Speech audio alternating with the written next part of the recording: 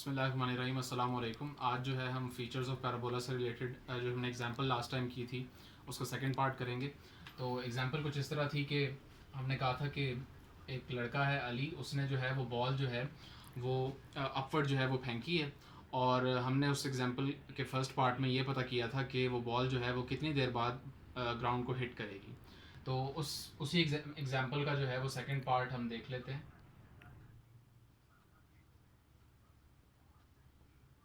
तो second part में जो है फंक्शन हमारे पास सेम ही है। फंक्शन जो था वो हाइट का फंक्शन था इन टर्म्स ऑफ टाइम, और वो हमारे पास था -2t² +11t +40। ये हमारे पास फंक्शन था, और इसका जो है हमने फर्स्ट पार्ट कर लिया। सेकंड पार्ट हम इसका लिख रहे हैं, और सेकंड पार्ट इसके में हमने जो फाइंड करना है वो फाइंड करना है what will be the maximum height gained by the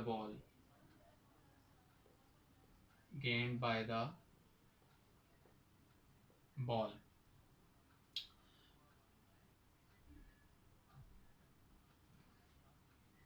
and after how many seconds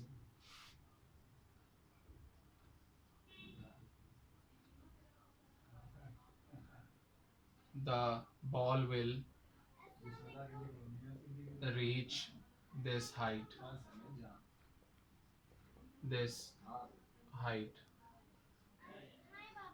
तो इस क्वेश्चन को टैकल करने के हमारे पास दो तरीके हैं। पहले हम फर्स्ट तरीका देख लेते हैं। तो फर्स्ट तरीका जो है वो हमें पता है कि जो मैक्सिमम हाइट ये बॉल जो है वो गेन करेगी वो हमारे पास इस पैराबोला की जो है वर्टेक्स कहलाएगी। यानी हमारे पास क्योंकि ये t² वाली जो टर्म है उसका नेगेटिव कोएफिशिएंट है, तो इसका मतलब ये है कि अगर हमारे पास ये जो है वो हमारा ग्राफ है और ये हमारे पास जो है वो हमारा पैराबोला है, तो यहाँ पर कहीं जो है वो वर्टेक्स है हमारी। ये डाउनवर्ड ओपनिंग पैराबोला है इसलिए क्योंकि t² का कोएफिशिएंट जो है वो नेगेटिव है, और ये वर्टेक्स जो है ये वो मैक्सिमम हाइट है जो कि बॉल गेन कर रही है। ये हमारे पास जो है हॉरिजॉन्टल एक्सिस टाइम एक्सिस है और वर्टिकल एक्सिस हाइट एक्सिस है। तो हमने जो है वो वर्टेक्स बेसिकली फाइंड करनी है, क्योंकि वर्टेक्स का जो एक्स कोऑर्डिनेट होगा वो हमें बताएगा कि कितनी देर बाद जो है कितने टाइम के बाद जो है वो बॉल मैक्सिमम हाइट गेन करेगी, और इसका जो वाई कोऑर्डिनेट है वो हमें बताएगा कि वो मैक्सिमम हाइट होगी क्या। तो बेसिकली हमने जो है वो ये जो वर्टेक्स पॉइंट है इस पैराबोला का उसके कोऑर्डिनेट्स फाइंड करने हैं।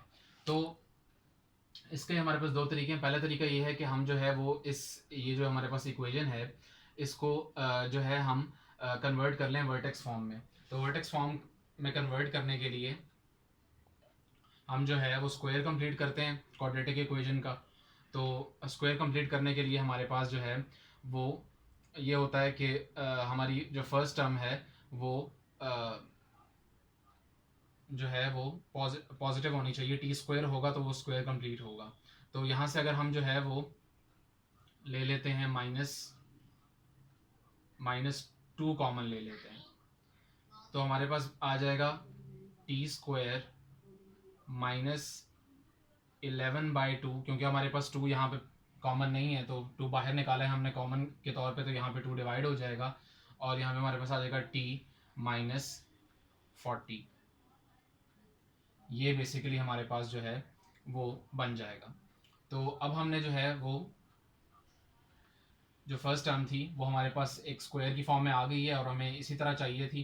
तो हम जो है वो अब देखेंगे कि इसका स्क्वायर कंप्लीट करेंगे। सो t² और हमारे पास जो है ये माइनस, यहाँ पे हम अगर लिखना चाहें तो 2, और a हमारे पास t है और b जो टर्म होती है हमारे पास मिडिल टर्म में वो हमने जो है वो खुद गैस करनी है। तो हम जो है वो हमने सोचना है कि कौन सी ऐसी टर्म है जिससे हम मल्टीप्लाई करें तो यहाँ पे 11/2t आ जाए। तो वो हमारे पास जो है वो होगा 11/4 होगा। तो यहाँ पे हमारे पास जो है -11, क्योंकि 2 और 4 की कटिंग हो जाएगी तो -11t/2 आ जाएगा। और अगर हमने 11 बाय यानी इसकी जो थर्ड टर्म है वो हमारे पास जो है इस फार्मूला की वो होगी +11/4 का होल स्क्वायर, जो कि हमें ऐड करना पड़ेगा। और अगर हमने 11/4 का स्क्वायर ऐड किया है तो हमें सब्ट्रैक्ट भी करना पड़ेगा, वरना इक्वेशन जो है वो नहीं रहेगी, इनइक्वालिटी में कन्वर्ट हो जाएगी, इक्वालिटी नहीं रहेगी। सो 11/4 का जो स्क्वायर है वो माइनस भी करेंगे और फिर -40 एज इट इज़ आ जाएगा।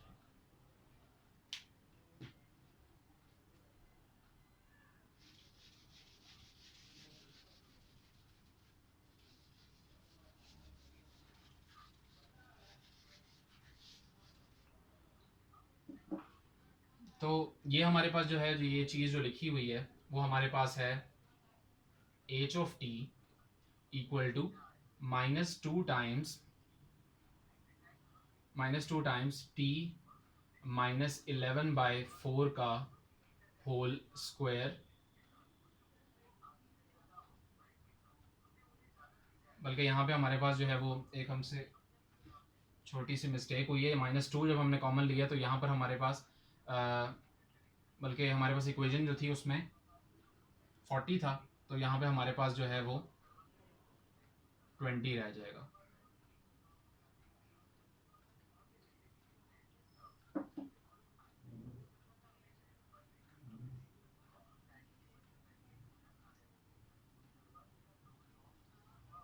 ये हमारे पास होगा। तो ये हमारे पास -2 टाइम्स t -11/4 का होल स्क्वायर, और फिर हमारे पास जो है यहाँ पे आएगा -11 का स्क्वायर इज़ 121 एंड 4 का स्क्वायर इज़ 16 -20। तो इसको हम लिख सकते हैं -2 टाइम्स t -11/4 का होल स्क्वायर। और अगर हम यहाँ पे सॉल्व करें तो यहाँ पे हमारे पास जो है, बल्कि हम -2 को अंदर जो है वो मल्टीप्लाई कर देते हैं, तो उससे हमारे पास जो है वो एक टर्म तो ये आ जाएगी -2 टाइम्स t -11/4 का होल स्क्वायर, और हमारे पास जो है -2 टाइम्स दिस थिंग इज +1 242/16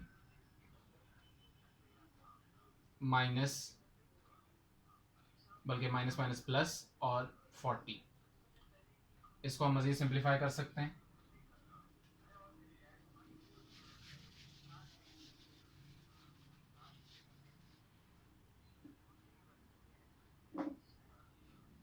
ये हमारे पास बनेगा 121/8। तो ये हमारे पास जो है वो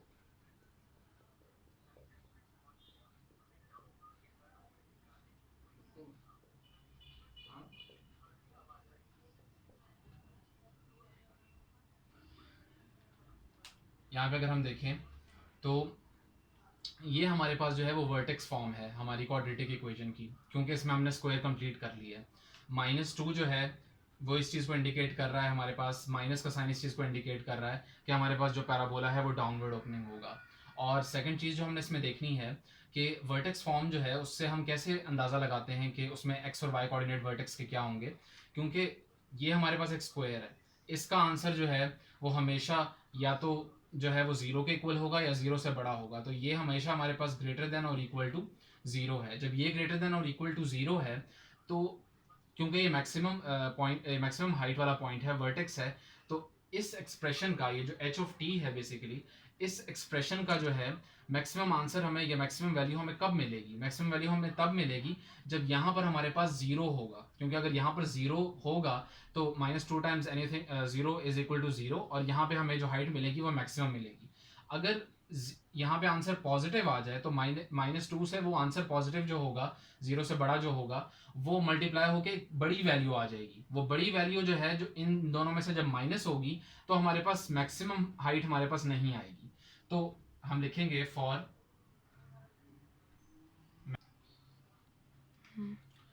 तो मैक्सिमम हमने हाइट जो है वो निकालनी है जो कि बॉल ने गेन की है। तो फॉर मैक्सिमम हाइट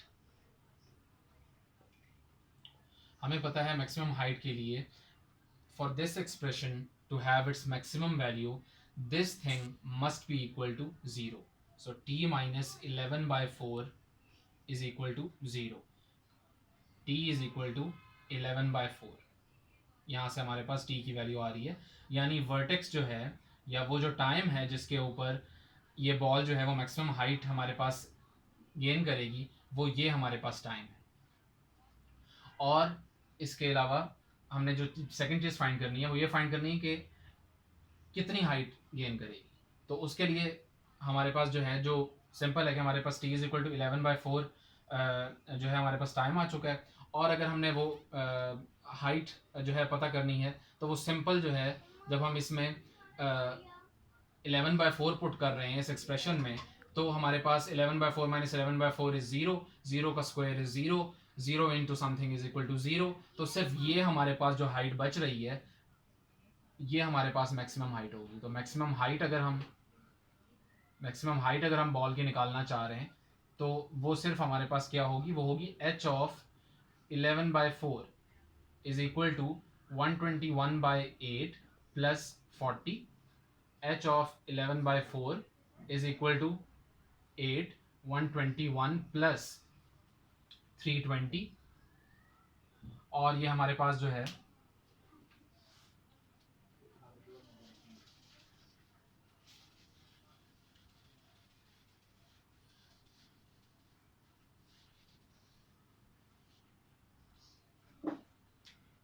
तो हमारे पास जो मैक्सिमम हाइट है वो आ गई h of 11/4 which is equal to 121 plus 320। हमारे पास जो है ये बन जाएगा 451।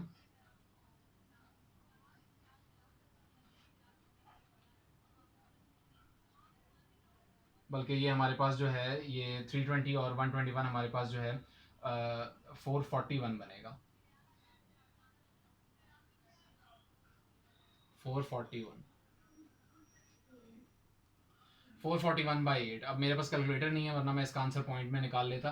तो ये बेसिकली वो मैक्सिमम हाइट है जो कि होगी बॉल की, और किस टाइम पर होगी वो भी हमने पता कर लिया है। तो वर्टेक्स जो है हम इस पैराबोला की लिख सकते हैं,